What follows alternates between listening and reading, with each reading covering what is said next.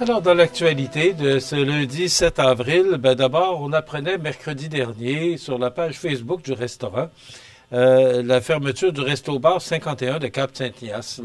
Alors, on a écrit, les propriétaires ont écrit sur Facebook qu'ils annonçaient leur fermeture et également, ils remerciaient la clientèle, puis remerciaient les employés.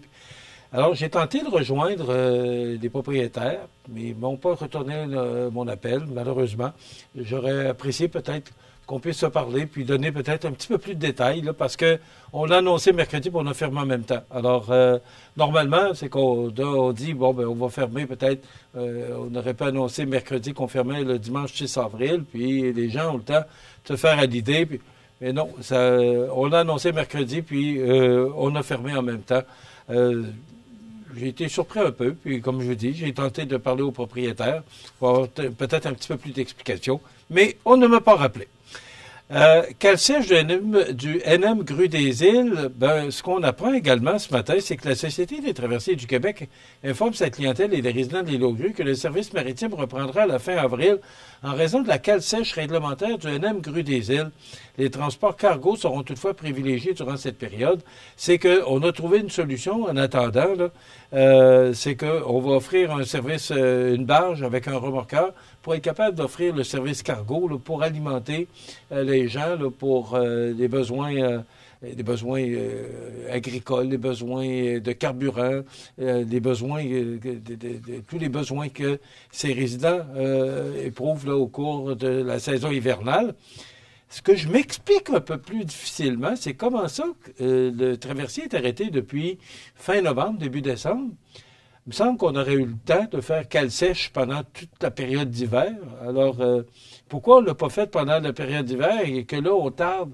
On sait que les résidents de l'île aux Grues, rendus au mois d'avril, on commence à avoir hâte d'être capable de traverser avec son automobile et puis d'aller chercher tous les besoins pour les besoins quotidiens des résidents de l'île. Je sais pas. Je me suis posé, lorsque j'ai reçu ce communiqué-là, c'est la question que je me suis posée. Pourquoi qu'on n'a pas fait ça pendant l'hiver et là, le bateau aurait pu reprendre ses activités? Je ne sais pas si vous avez vu dans le bassin, là, il y a pratiquement plus de glace. Les glaces sont parties, je pense, c'est vendredi. Alors, le bateau pourrait reprendre ses activités, mais malheureusement, ça va aller à la fin avril. Là, ce qu'on nous dit, c'est que le navire partira en cale sèche réglementaire quinquennale vers la mi-avril. Cette pratique est obligatoire dans l'industrie maritime, on comprend, et consiste à mettre les navires hors de l'eau, ce qu'on appelle la cale sèche, afin d'effectuer des travaux de maintenance et d'inspection. Mais le bateau, ça fait depuis le mois de décembre qu'il est serré pour l'hiver. Dans le cas du NM Grue des Îles, ces travaux se dérouleront sur une période de 4 semaines. Ajoutons que la cale sèche du navire sera ensuite certifiée par Transport Canada. Alors, on dit que ça pourrait prendre à peu près 5 semaines. Des entreprises agricoles de Chaudière-Appalaches qui ont franchi un pas de plus vers l'avenir avec la conclusion d'un projet innovant visant à les adapter aux défis grandissants des changements climatiques. Alors, ça s'est passé, quand on parle de Chaudière-Appalaches, c'est l'extrémité ouest de Thetford Mines jusqu'à l'extrémité est de l'îlet. Donc, c'est la région de Chaudière-Appalaches. Après ça, on tombe dans la région du Bas-Saint-Laurent. Alors, c'est pour ça que quand on parle de Chaudière-Appalaches, ça nous concerne parce qu'on fait partie de cette région administrative qu'est Chaudière-Appalaches. Donc, il y avait 3 objectifs clairs dans ce projet, dont celui d'aider les fermes à s'adapter aux nouvelles réalités climatiques, faire de la région une référence au Québec en matière de lutte climatique et informer les productrices et producteurs sur le marché du carbone. Donc, il semblerait que tout ça ait connu un succès. Donc, bravo pour les gens qui s'impliquent, parce que c'est quand même 5500 fermes dans notre région administrative. C'est quand même beaucoup et passablement de monde. Et vous savez que nos cultivateurs, nos agriculteurs, c'est grâce à eux si on mange 3 repas par jour, parce que ce sont eux qui nous fournissent ce dont on a besoin dans nos assiettes. Donc, c'est quand même important qu'on puisse s'occuper d'eux, les former aussi avec les nouvelles technologies, mais aussi, je parlais avec M. Ritt de tout ce qui nous arrive comme entrepreneurs. Ben, les agriculteurs n'ont pas ça facile aussi avec les changements climatiques. Des fois, c'est des périodes de sécheresse ou encore des périodes de pluie intense, des inondations. Alors, ils ont leurs problèmes eux aussi. Alors qu'on les aide et qu'on les soutienne, ben, on est tout à fait d'accord avec ça. Bon, ben Sam Hamad a annoncé hier, devant une foule nombreuse, qu'il se lançait à la mairie de Québec. Et il n'est pas pour le tramway. Donc, contre le tramway, le candidat à la mairie Sam Hamad proposera des solutions de mobilité différentes. On recommence. Alors que M. Marchand, et que là, le gouvernement de la CAQ a donné son accord pour aller avec le projet du tramway, bien là, s'il est élu, il est contre le tramway, mais il y a des solutions de mobilité. Alors, qu'est-ce que ça veut dire?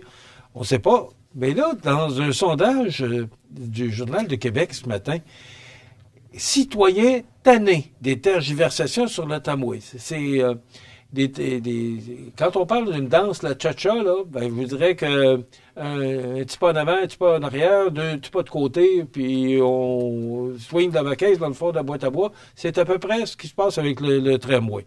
Les gens de Québec, c'est sous la plume de Stéphanie Martin ce matin, en ont assez de l'incertitude entourant le projet de tramway et estiment que celle-ci nuit à leur ville. C'est qui ressort d'une question posée lors d'un sondage omnibus réalisé par Léger. La question a été intégrée à cette consultation à la demande de Québec Forte et Fière, le parti du maire de Québec, Bruno Marchand. En effet, les 2 tiers des résidents de la capitale, soit 66 %, soutiennent que les remises en question répétées concernant le tramway nuisent au développement de la ville de Québec. Cette proportion grimpe à 71 % chez les femmes et est légèrement moindre, 61 % chez les hommes. Donc là, M. Hamad qui dit pas de tramway pour moi, c'est pas dans mes cartons si je suis élu. Et là, les gens disent ben là, on est tanné, puis faites-le pas, mais il faudrait savoir ce qu'on s'en va. Vous savez, il y a beaucoup de choses qui nuisent à la Ville de Québec actuellement.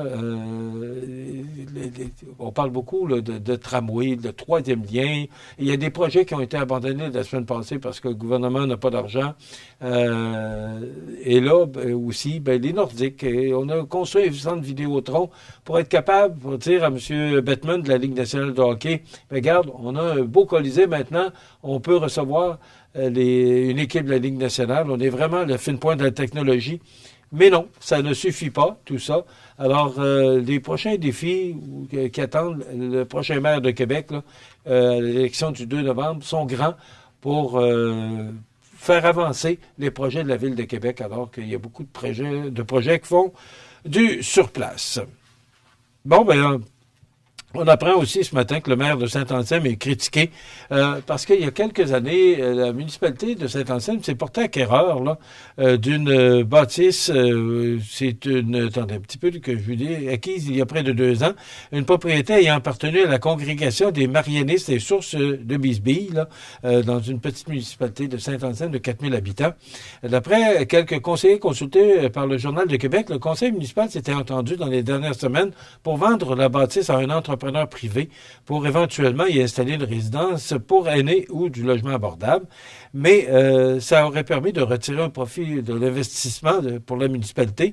Or, le maire Yves Turgeon a décidé de lancer un organisme non lucratif pour chapeauter des logements abordables pour aînés qui seraient construits à même la demeure en question sur ce terrain sans l'accord du conseil. Mais là, ce qu'on dit aussi, c'est que ça va coûter cher, puis c'est de l'argent de la municipalité. Donc, vous pouvez aller voir dans le Journal de Québec, c'est sous la plume de Jérémy Bernier ce matin. Donc, voilà. Demain, on reçoit Karine Boutin du Havre des femmes qui viendra nous parler d'un nouveau balado pour les femmes qui sont dans le besoin, donc Karine Boutin. Et on recevra Mme Rachel Bégin, qui est directrice du Centre de services scolaires de la Côte-du-Sud. Vous savez qu'il y avait une consultation la semaine dernière pour le projet de fermeture de l'école de Sainte-Apolline, dont on veut garder son école. Et là, elle va venir nous préciser qu'est-ce qui se passe dans ce dossier-là. Donc, c'est à suivre. C'est demain. Je vous souhaite de passer une excellente journée. On se retrouve demain. Au revoir.